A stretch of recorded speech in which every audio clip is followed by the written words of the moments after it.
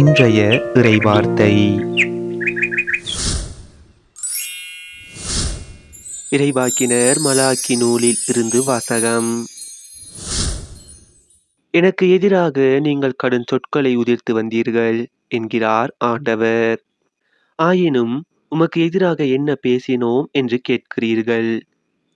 கடவுளுக்கு ஊழியம் செய்வது வீண், அவரது திருமுறைகளை கடைபிடித்து ஒழுகுவதாலும் படைகளின் ஆண்டவர் திருமுன் மனம் வருந்தி நடந்து கொள்வதாலும் நமக்கு என்ன பயன்? இனிமேல் நாங்கள் ஆணவக்காரரே பேறு பெற்றோர் என்போம். கொடியோர் தலை தோங்குவது மட்டுமல்ல, கடவுளை அவர்கள் சோதித்து பார்த்தாலும் தப்பித்துக் கொள்கிறார்கள் என்றெல்லாம் நீங்கள் கூறவில்லையா? அப்போது ஆண்டவருக்கு அஞ்சி நடந்தோர் ஒருவரோடு ஒருவர் உரையாடிக் கொண்டனர். ஆண்டவரும் உன்னிப்பாக கேட்டார். ஆண்டவருக்கு அஞ்சி நடந்து அவரது பெயரை நினைந்து வாழ்வோருக்கென நினைவு நூல் ஒன்று அவர் திருமுன் எழுதப்பட்டது. நான் செயலாற்றும் அந்நாளில் அவர்கள் எனது தனிப்பெரும் சொத்தாக இருப்பார்கள் என்கிறார் படைகளின் ஆண்டவர். ஒரு தந்தை தமக்கு பணிவிடை செய்யும் மகன் மீது கருணை காட்டுவது போல் நான் அவர்கள் மீது கருணை காட்டுவேன். அப்போது நீங்கள் நேர்மையாளருக்கும் கொடியோருக்கும், கடவுளுக்கு ஊழியம் செய்வோருக்கும் அவருக்கு ஊழியம் செய்யாதோருக்கும் உள்ள வேற்றுமையை மீண்டும் கண்டு கொள்வீர்கள்.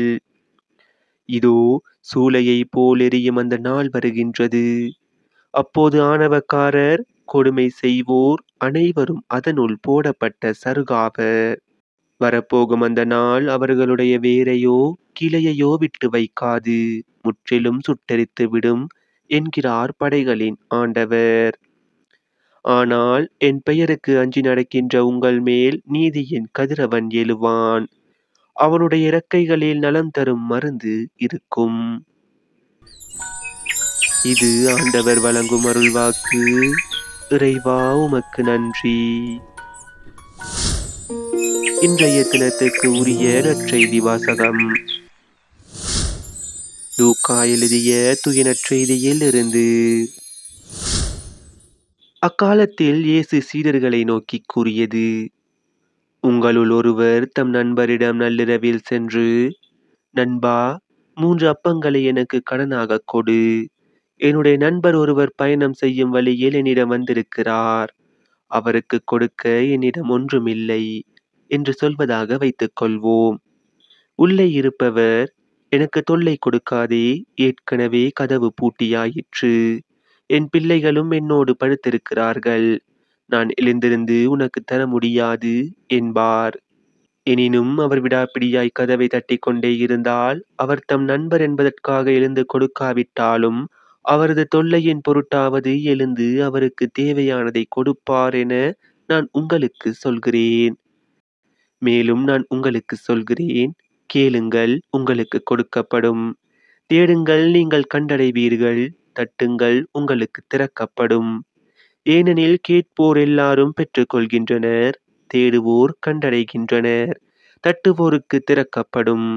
பிள்ளை மீனை கேட்டால் உங்களுள் எந்த தந்தையாவது மீனுக்கு பதிலாக பாம்பை கொடுப்பாரா? முட்டையை கேட்டால் அவர் தேளை கொடுப்பாரா? தீயோர்களாகிய நீங்களே உங்கள் பிள்ளைகளுக்கு நற்கொடைகள் அளிக்க அறிந்திருக்கிறீர்கள். அப்படியானால் விண்ணக தந்தை தம்மிடம் கேட்போருக்கு தூய ஆவியை கொடுப்பது எத்துணை உறுதி. இது நம் கிறிஸ்து இயேசு வழங்கும் வாழ்வு தரும் நற்செய்தி. கிறிஸ்துவே உமக்கு புகழ். இன்றைய தினத்துக்கு உரிய சிந்தனை துளிகள். யூத சமூகமும் தமிழ் சமூகம் போல விருந்தோம்பல் பண்பில் சிறந்து விளங்கக்கூடிய ஒன்று என்றால் அது மிகையாகாது.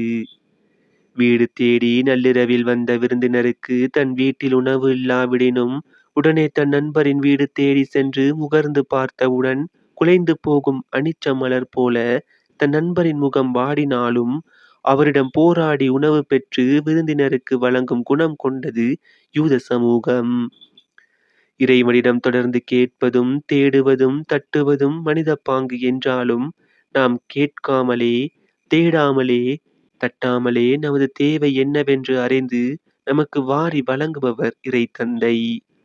நாம் இறைவனிடம் கேட்கும்போது, தேடும்போது, தட்டும்போது, அவர் உடனே நமக்கு பதில் அளிக்காவிட்டாலும், சிறப்பான ஒன்றை சரியான தருணத்தில் நமக்கு தருவார் என்பதே பொருள். எனவே கேட்டுக் கிடைக்காத இறைவேண்டல் என்ற ஒன்று இறைத்தந்தையைப் பொறுத்த அளவில் இல்லை.